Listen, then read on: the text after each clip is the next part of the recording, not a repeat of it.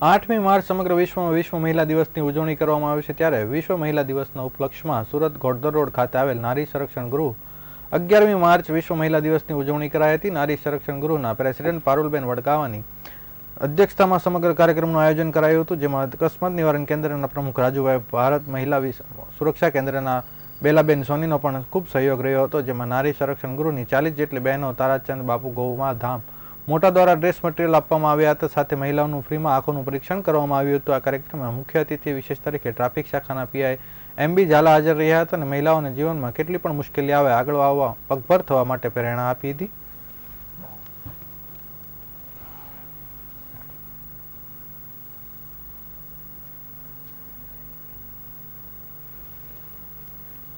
રાજુભાઈ ઠક્કર, પ્રમુખ અકસ્માત નિવારણ કેન્દ્ર।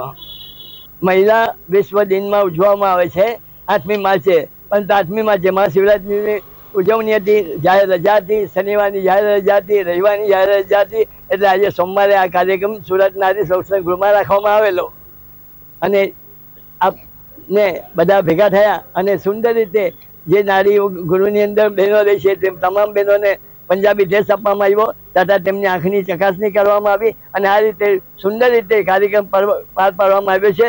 નારીની શક્તિ બહુ સુંદર છે, નારીને પ્રોત્સાહિત કરવામાં આવે તો ઘણી આગળ વધી શકે છે, માટે આ કાર્યક્રમ કરવામાં આવેલો। જય હિન્દ, જય ભારત।